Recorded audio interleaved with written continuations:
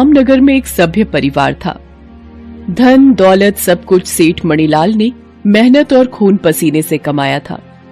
सेठ मणिलाल को एक ही दुख था, उनके इकलौते बेटे आनंद की बुरी आदतें। आनंद को शराब और जुए की लत थी। वो रोजाना शराब पीकर बेसुध होकर देर रात घर लौटता था। आनंद की रोजाना शराब और जुए की लत ने सेठ मणिलाल की चिंता बढ़ा दी थी। हर समय मणिलाल और शोभा आनंद को लेकर परेशान रहने लगे।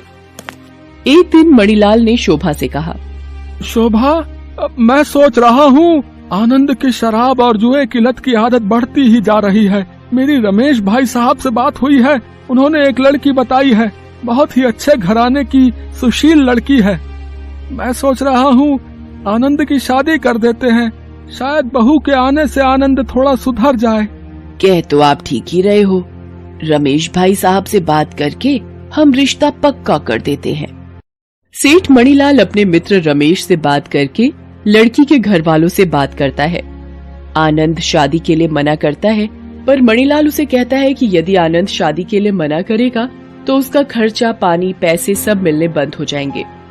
इस डर से आनंद शादी के लिए हाँ कर देता है और आनंद की शादी भावना नाम की लड़की से हो जाती है।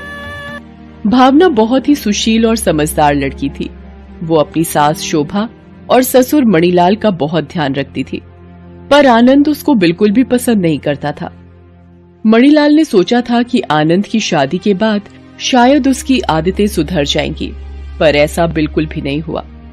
आनंद अभी भी रोजाना शराब के नशे में ही घर आता था।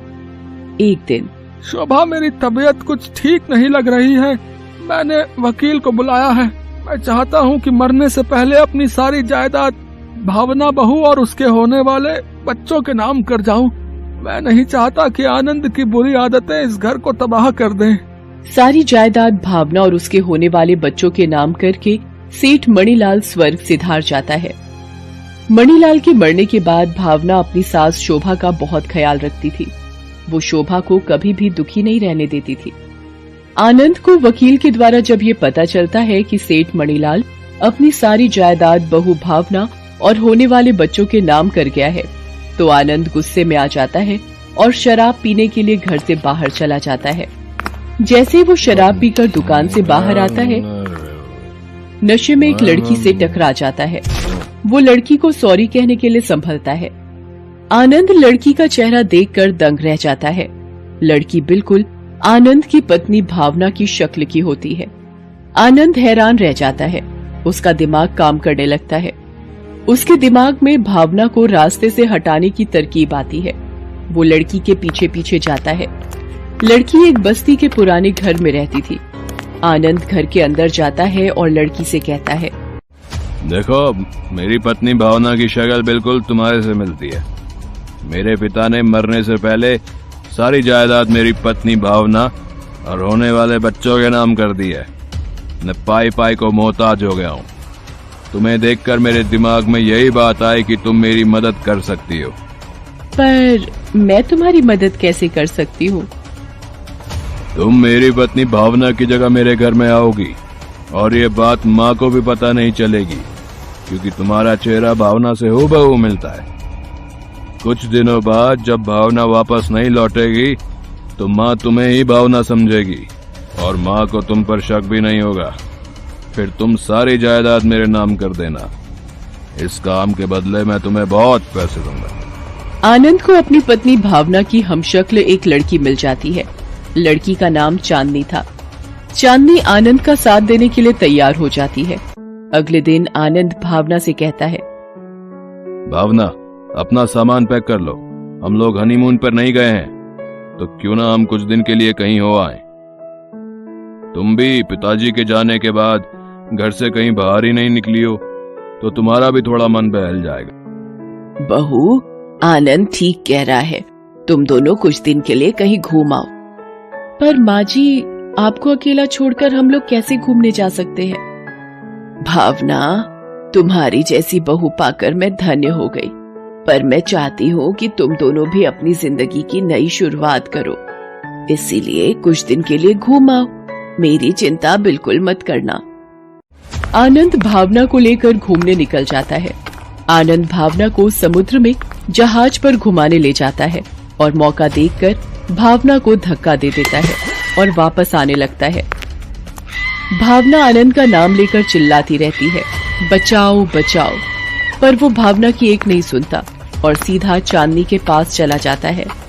चांदनी के पास जाकर आनंद सारी बात चांदनी को बताता है और चांदनी को भावना की जगह अपनी पत्नी बनाकर घर लेकर जाता है। घर पहुंचकर जब भावना बनी चांदनी शोभा के पैर नहीं छूती तो शोभा को थोड़ा अजीब लगता है, पर वो इस बात पर ज्यादा ध्यान नहीं देती। वो भावना बनी चांदनी और अपने बेटे आनंद को एक साथ देखकर खुश हो जाती है और बात भूल जाती है। चांदनी घर में भावना बनकर रहने लगती है, पर कहते हैं ना, झूठ छिपाए नहीं छिपता। शोभा भावना बनी चांदनी में अचानक आए बदलाव से चकित थी। वो सोचती है कि भावना को क्या हुआ है। भावना तो सुबह जल्दी उठकर पूजा पाठ करके सभी के लिए चाय और नाश्ता बनाती थी, पर जब से भावना हनीमून से आई है उसने सुबह जल्दी उठना भी बंद कर दिया है और पहले की तरह भगवान की पूजा करना और चाय नाश्ता देना भी बंद कर दिया है। वो भावना बनी चांदनी से पूछती है, भावना बहू, बहुत दिनों से तुम्हारे हाथ की चाय नहीं पी, बड़ा मन है तुम्हारे हाथ की एक कप गर्मा गर्म चाय पीने का। ए बुढ़िया, तेरे खुद के हाथ टूट गए हैं जो एक कप चाय नहीं बना सकती? देख नहीं रही मैं अपने हाथों में नेल पॉलिश लगा रही हूँ। शोभा भावना बनी चांदनी के इस दुर्व्यवहार को देखकर हैरान और दुखी हो जाती है, पर वो चुप रहती है। आनंद चांदनी से बार बार जायदाद के कागजों पर भावना के नकली साइन करने के लिए कहता रहता है। आनंद भावना के नाम की हुई सारी जायदाद अपने नाम करवाना चाहता था, इसलिए ही वो चांदनी को भावना बनाकर लाया था, पर चांदनी आनंद की बात को बार बार टाल रही थी। चांदनी के दिमाग में कुछ और ही चल रहा था। उसके मन में अब ये बात आ गई थी कि किस तरह आनंद को और शोभा को रास्ते से हटाकर हमेशा के लिए भावना बनकर उस घर में ऐशो आराम की जिंदगी बिताए। इसके लिए वो अपने बॉयफ्रेंड मुकेश से मिलने जाती है और सारी बात बताती है। आनंद बार बार चांदनी के साइन ना करने पर गुस्से में आ जाता है। वो चांदनी से कहता है, देखो चांदनी, अगर मैं तुम्हें इस घर में भावना की जगह पत्नी बनाकर ला सकता हूँ तो यहाँ से निकालना भी मुझे आता है।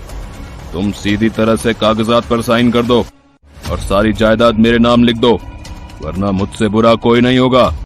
ये कहकर आनंद गुस्से में घर से बाहर चला जाता है। चांदनी पीछे से मुकेश को बुला लेती है। मुकेश अपने कुछ साथियों के साथ आ जाता है। चांदनी अपने बॉयफ्रेंड मुकेश और उसके साथियों के साथ शराब और नशा करती है। ये देखकर शोभा चांदनी को रोकने की कोशिश करती है।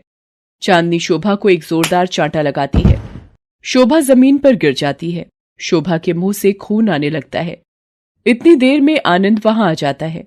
वो ये सब देख लेता है और चांदनी पर चिल्लाता है, चांदनी, तुमने मेरी माँ पर हाथ उठाया? और ये लोग कौन हैं? ये सब मेरे घर में क्या हो रहा है? तुम्हारा घर? शायद तुम्हें कोई गलतफहमी हो रही है। मिस्टर आनंद, ये घर तुम्हारा नहीं, मेरा है, यानी कि भावना का। ये घर और सारी जायदाद मेरी है। मुकेश, इस आनंद को सबक सिखाना ही होगा। पकड़ो इन्हें और दोनों माँ बेटे के हाथ पैर बांध दो और खाई में फिकवा दो दोनों को, ताकि इनकी लाश तक का पता न चले पुलिस को। फिर तुम और मैं आराम से इस घर पर राज करेंगे।